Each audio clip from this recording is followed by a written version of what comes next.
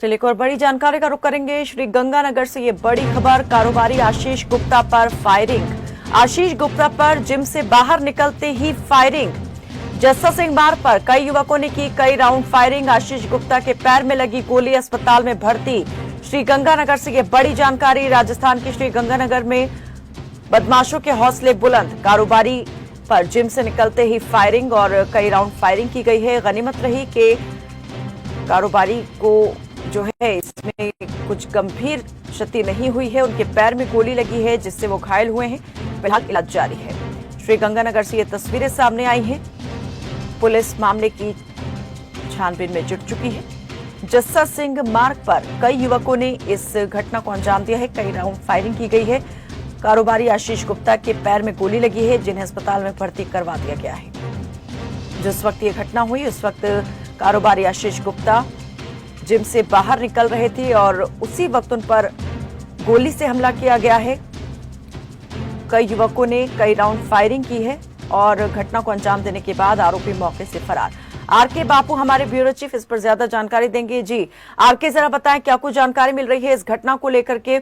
कितने लोगों ने इस पूरे घटनाक्रम को अंजाम दिया है? क्या आरोपियों की पहचान हो पाई है और जिस कारोबारी पर हमला हुआ है उनकी स्थिति अभी कैसी है? जिस तरह से कल सुबह अपनी डेली दिनचर्या के हिसाब से जो कारोबारी है, ये कॉलोनाइजर भी है और मंडी में इनकी दुकान भी है बड़ी और अच्छे खासे प्रतिष्ठित इंसान है गंगानगर में आशीष गुप्ता। कल डेली दिनचर्या के हिसाब से जब वो जिम में डेली आते हैं, जिम से निकलते ही कल 2 हमलावर ने उन पर फायरिंग की। 4 से 5 फायरिंग करी।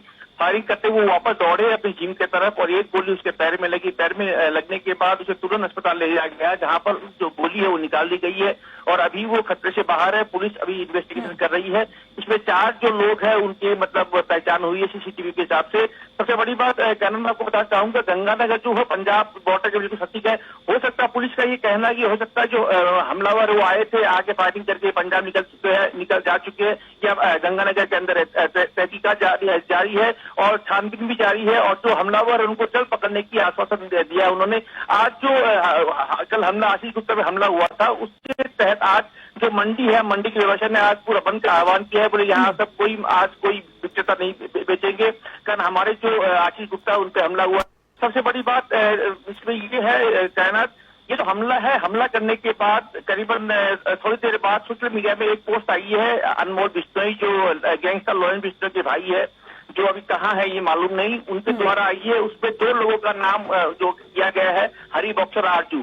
इसमें हरी बॉक्सर ये बोल रहा है कि फायरिंग हमने करी है और जो पोस्ट के हिसाब से अगर हम देखें तो उन्होंने ये कहा है कि जो कॉलोनाइजर है ये लोगों की जमीन हड़प रहे हैं। अब ताजुब की बात है, अगर ये फिरौती नहीं है और ये अगर धमकी है, इसमें सबसे बड़ी बात ये है कहना, जिस तरह से ये पोस्ट जारी करी है, पोस्ट में कहीं इनका मेंशन नहीं है कि रंगारी का है या कोई है, मगर फायरिंग जिस तरह से करी गई है हमलावर द्वारा, ये कहीं न कहीं अगर दौड़ते नहीं, भागते नहीं तो कहीं न कहीं उनके साथ और भी ज्यादा गोली लग सकती थी और शायद खतरे में पड़ सकते थे।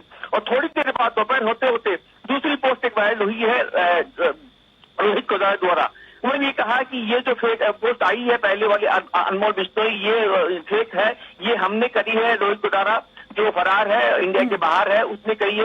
मगर कहीं ना कहीं अब ये पूरा मतलब सामने नजर आ रहा है। जो लॉरेंस बिश्नोई जो ग्रुप है वो दो फाड़ में बढ़ चुकी है।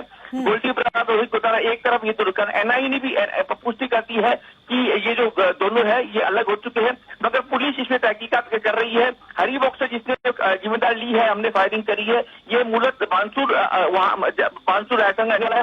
जयपुर में 2023 में जब फायरिंग हुई थी क्लब में, उसमें नाम आया था, कई घटनाएं में इसकी अंजामों में इसका नाम है और ये बेसिकली बॉक्सर रहा हुआ है राजस्थान से। तो हरी बॉक्सर अपने आप को ये साबित कर जा रहा है कि ये जो फायरिंग हुई है हमने ली है। दूसरी तरफ रोहित कोदारा ये बोल रहा है कि ये हमने लिए, मगर ये जो चीजें हो रही है कि राजस्थान के लिए खतरे की घंटी है कि अगर दोनों अलग हो चुके हैं तो ये कहीं न कहीं आपसी गैंग यानी कि आरके ये समझा जा सकता है कि ये जो गैंग है अपना अपना दबदबा दिखाने के लिए इस तरह से इस हमले की जिम्मेदारी ले रहे हैं। लेकिन अगर बात यहाँ पर इस हमले को लेकर की जाए, जिस कारोबारी पर यह हमला हुआ है, क्या उन्हें पहले से ही इस तरह की कुछ धमकियां कुछ मिल रही थी?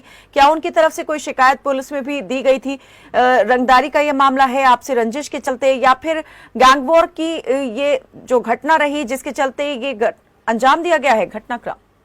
कहना कहीं न कहीं ये लग रहा है कि आशीष गुप्ता का ये कहना है कि कभी उसको कोई धमकी नहीं मिली थी। ये कहीं न कहीं अपना वर्चस्व की लड़ाई में एक निर्दोष पर अगर जिस तरह से ये एक आम आदमी पर फायरिंग की कल घटना हुई है, ये कहीं न कहीं अपनी वर्चस्व कायम रखने के लिए, कारण जो लॉरेंस बिश्नोई की जो है ये पकड़ हनुमानगढ़, बीकानेर, गंगानगर उस पर ज्यादा है, तो कहीं न कहीं ये एक खौफ का माहौल पैदा ठीक है, तो सनसनी फैलाने के लिए इस तरह से इस गोलीकांड को अंजाम दिया गया है। फिलहाल पुलिस इस पूरे मामले की तफ्तीश में जुटी है। बहुत शुक्रिया आरके इस तमाम जानकारी के लिए।